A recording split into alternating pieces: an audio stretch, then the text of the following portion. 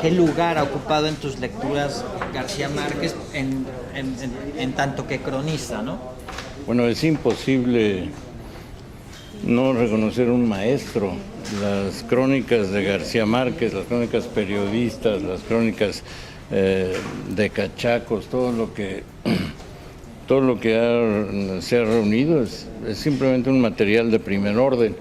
Algunas yo las había leído cuando salieron, pero ya el libro tienen otra dimensión, o algunas que ignoraba. La crónica sobre Vilma Montesi de 1955 es realmente notable, o el relato de un náufrago es una obra maestra. A veces no estoy de acuerdo con la parte política, pero eso es lo de menos. No es lo de menos ideológicamente, pero sí es lo de menos en cuanto el registro de un gran escritor que es un gran periodista. Claro, él ha dicho que muchas de sus novelas, o casi todas sus novelas, son sobre todo grandes reportajes. El acercamiento que tú has tenido a su obra literaria ha sido ¿cuál? Bueno, ¿qué impacto ha tenido en ti? Noticias de un secuestro sí es un gran reportaje, o algún otro libro, Crónica de una muerte anunciada, desde luego, es una gran crónica, pero otros no tienen nada que ver con los reportajes. Es una manera de decir de García Márquez, pero a veces no hay el menor registro periodístico, y sí la alucinación del lenguaje, de la fantasía, de un poderío creativo. Claro. Para algunas obras concretas como El amor en los tiempos del cólera, él sí admite haber hecho una indagación muy minuciosa de los edificios donde tiene lugar la obra. Bueno, pero eso lo hacen todos los novelistas que se toman en serio. Eso no me parece para nada sorprendente. Lo sorprendente ahí es la manera en que sitúa el amor en la tercera edad, como se puede decir, como un tema urgente, necesario, como transgrede lo que se pensaría ya oculto por la carencia de méritos, como alguien dijo hoy, ya de poco uso sexual.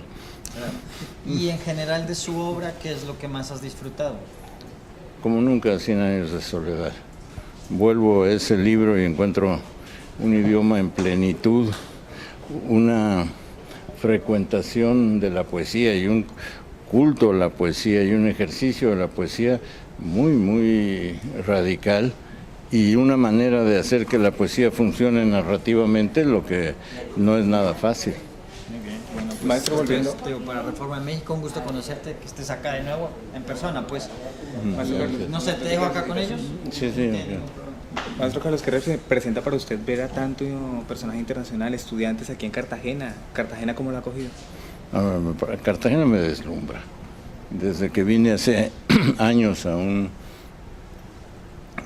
festival de cine y me tocó ver cómo desaparecía un cuadro de Enrique Grau de una exposición y todo el barullo consiguiente, me deslumbra, pero nunca la había visto como ahora. Es de una belleza, de una armonía absolutamente notables. Puede haber, desde luego, elementos escenográficos, pues, eso quién lo evita, y puede haber un cultivo excesivo de la apariencia de belleza que contrarreste lo que antes era como la exuberancia propia de la ciudad, pero el resultado es notable.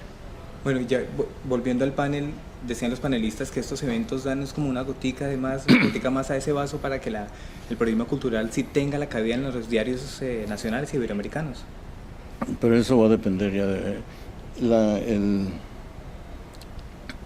el ascenso de perdón, el ascenso del periodismo cultural depende de muchísimos factores, no solo, como se dijo, tanto del aumento de los lectores, sino de la necesidad que tengan las publicaciones de atender un sector que está creciendo y que está muy relacionado con la vitalidad social, que por otra parte, desde el punto de vista de la movilidad y del empleo, y etcétera, está conociendo un momento durísimo en todos los países. Ok, gracias, maestro. Maestro, ¿cuál debe ser el compromiso del escritor frente a la sociedad contemporánea?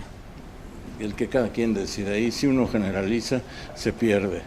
Y si uno especifica, solo puede especificar a partir de su propia experiencia. Es un compromiso que considero tiene que ver con la objetividad, con la crítica y con el hecho inequívoco. La desigualdad es una tragedia, es una monstruosidad.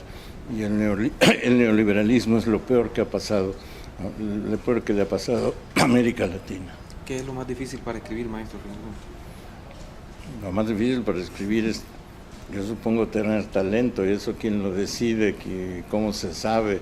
Me puedo poner a llorar si pienso en eso, o sonreír vagamente. La mía. Volviendo un poco a García Márquez, ¿diría usted que García Márquez es un escritor que hace periodismo o un periodista que hace literatura? Fundamentalmente es un escritor que encontró en la poesía y en las situaciones poéticas y en la conversión de lo trágico o lo humorístico en un escenario, a fin de cuentas, poéticos, que encontró en todo eso la llave de la creatividad. Además es un gran periodista. Ya. ¿Y usted diría que de pronto entonces la novela del general en su laberinto es una aventura maravillosa de ficción-realidad del periodista investigando al Libertador tantos años después? No, yo encuentro en el general y su laberinto el deseo de un escritor de... Me encuentro en el general en su laberinto el deseo de un escritor de aceptar la historia, asumirla, desentrañarla y lograr que tenga un soporte en el lenguaje. El general y su laberinto es una propuesta evidente. Voy a escribir de tal modo que la historia se me vuelva narración y que Bolívar sea un personaje único, excepcional, pero a fin de cuentas un personaje de esa gran narración que es la historia.